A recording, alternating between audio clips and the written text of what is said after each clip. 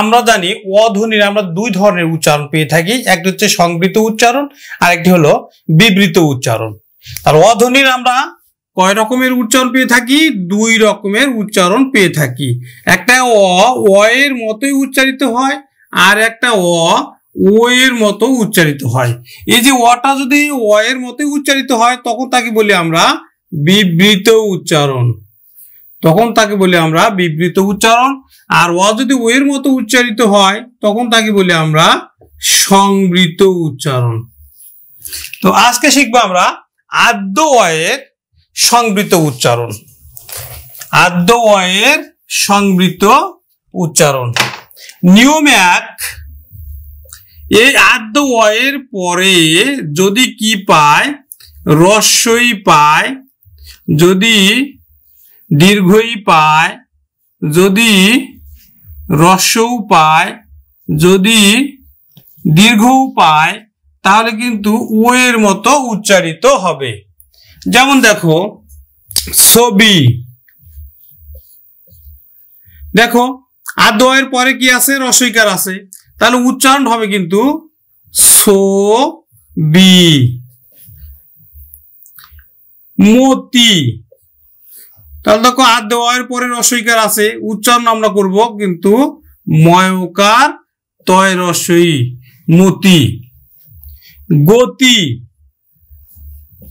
তাহলে আমরা উচ্চারণ করব গয়কার তয় রস্বই, গতি। অতি, স্বরেয় তয় রস্বই, কিন্তু আমরা উচ্চারণ করব ও তয় রস্বই তি, অতি। তাহলে আমরা আদ্য অ এর পরে রস্বই শিখলাম, এখন আদ্য অ এর পরে দীর্ঘইকার শিখি। যেমন দেখো বধূ, নদী, নদী। তাহলে আমরা এই যে আদ্য অ এর পরে কি আছে? দীর্ঘইকার আছে, তাহলে আমরা উচ্চারণ করব কিন্তু নো আর দয় রস্বইকারে দি, আমরা দীর্ঘইকার উচ্চারণ করি না, রস্বইকার উচ্চারণ করি, নদী। সতী, আমরা দন্ত স উচ্চারণ করি না, তালব্য স উচ্চারণ করি, সো দীর্ঘইকার উচ্চারণ করি না, রস্বইকার উচ্চারণ করি, সতী। এবার দেখো আদ্য অ এর পরে যদি রস্বইকার পায় তাহলে কি হবে? ও এর মতো উচ্চারিত হবে। যেমন দেখো বউ, তাহলে আদ্য অ এর পরে রস্বইকার আছে, তাহলে আমরা উচ্চারণ করব বয়কার রস্বউ, বউ। আবার যদি আমরা উচ্চারণ করি গরু, তাহলে আদ্য অ এর পরে কি আছে?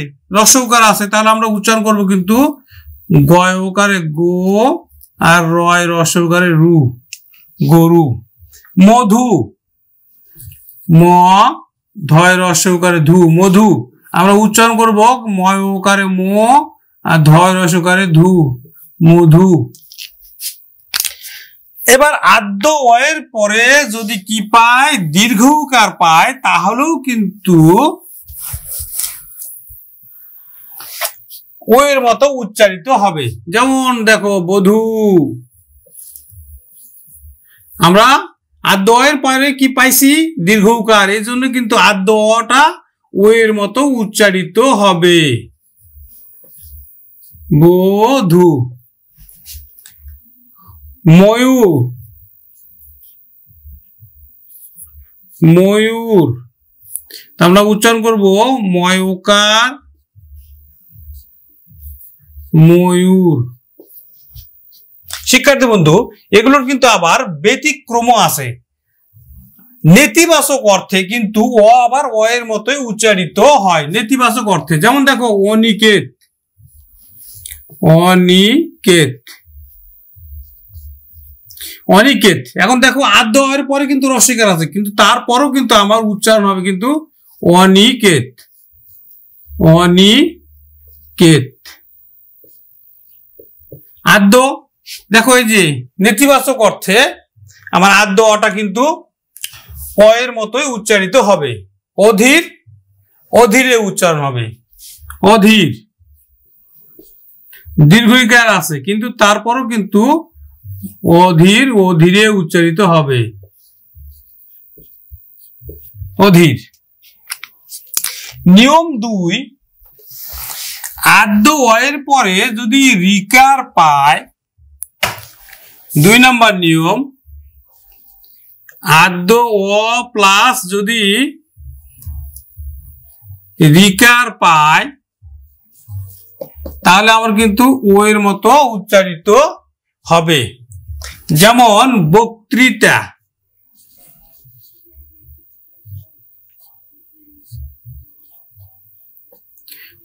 যকৃৎ,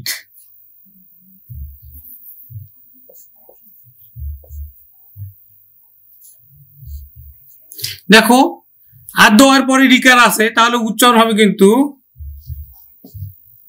বক্তৃতা,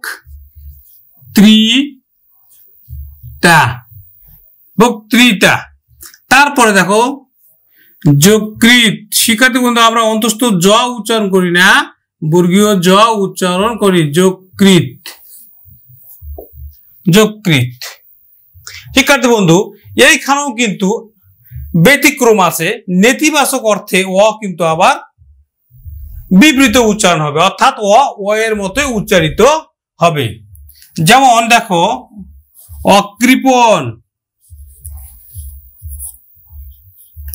অকৃপণ, তাহলে দেখো এই যে আদ্য অটা এবার কিন্তু অ এর মতোই উচ্চারিত হবে, অ কৃ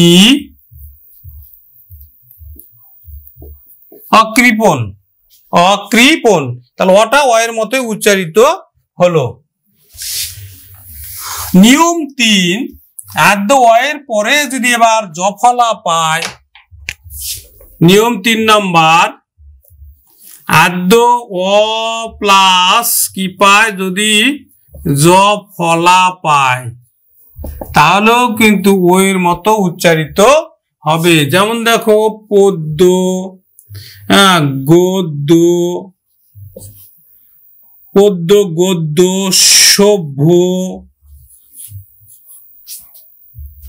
পদ্য, দেখো এখন দেখো পদ্য উচ্চারণ হবে, পদ্য,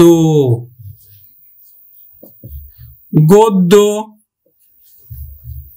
গদ্য, গদ্য, সভ্য, সভ্য। শিক্ষার্থী বন্ধু লক্ষণীয় জফলা থাকলে কিন্তু এই যে জফলাযুক্ত ব্যঞ্জনটা দ্বিতীয় উচ্চারিত হবে। এখানে তাহলে কিন্তু ভটা দুইবার উচ্চারিত হলো না কেন? শিক্ষার্থী বন্ধু ভটা হচ্ছে মহাপ্রাণ, মহাপ্রাণ দুইবার উচ্চারিত হয় না, এর জন্য মহাপ্রাণের আগের যে বর্ণ অল্প প্রাণ সেটি কিন্তু আমরা বসালাম ব। এইখানেও কিন্তু নেতিবাচক অর্থে অ এর মতোই উচ্চারিত হবে। যেমন দেখো অন্যায়, অন্যায় অন্যায়ে উচ্চারিত হবে,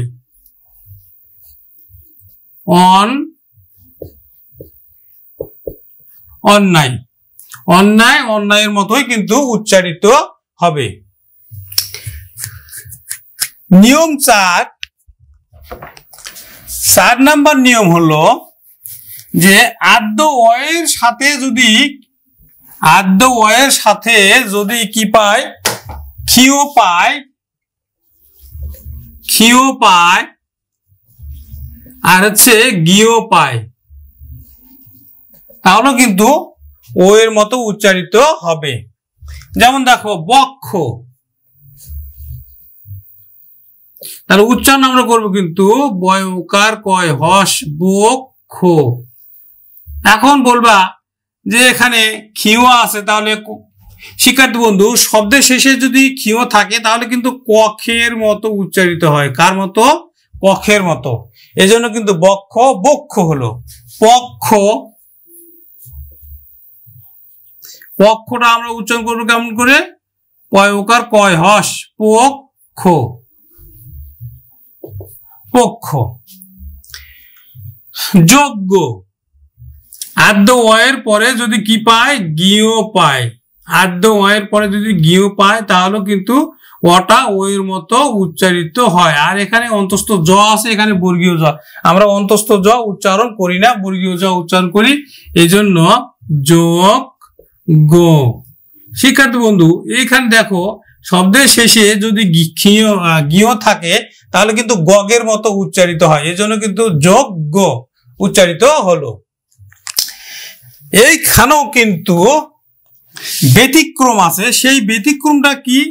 যদি নেতিবাচক অর্থে, যেমন যোগ্য লিখলাম, এখন যদি আমরা অজ্ঞ লিখি, অজ্ঞ, তাহলেও কিন্তু আমার হচ্ছে এই অটা অ এর মতোই উচ্চারিত হবে। কি জন্য? এরা নেতিবাচক অ, নেতিবাচক অ এর মতোই উচ্চারিত হয়। অজ্ঞ, অজ্ঞ, নেতিবাচক অর্থে অ এর মতোই উচ্চারিত হয়ে থাকে। নিয়ম 5 নাম্বার নিয়ম, রফলা, আদ্য রফলাযুক্ত অ ও এর মতো উচ্চারিত হয়। অর্থাৎ এখানে আদ্য রফলাযুক্ত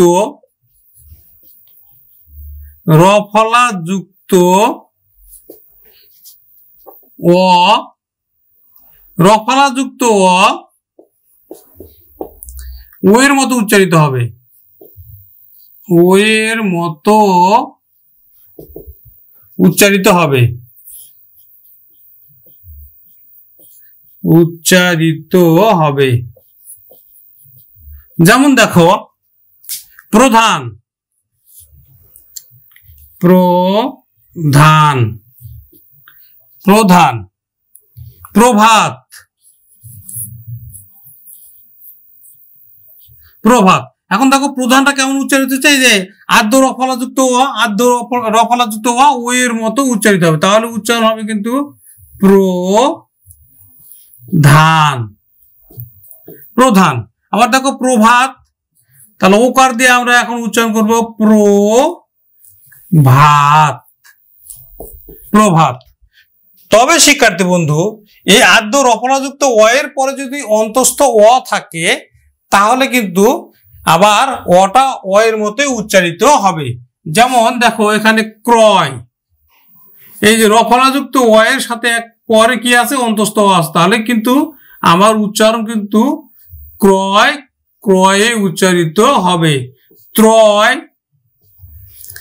ত্রয়ের মতোই উচ্চারিত হবে। ত্রয়, ত্রয়, ত্রয়ের মতোই উচ্চারিত হবে। তো শিক্ষার্থী বন্ধু, আজকে আমরা আদ্য অ এর সংবৃত্তের সাথে সাথে বিবৃত উচ্চারণটাও শিখলাম। পরবর্তী ক্লাসের আমন্ত্রণ জানিয়ে আজকের ক্লাস এখানে শেষ করছি।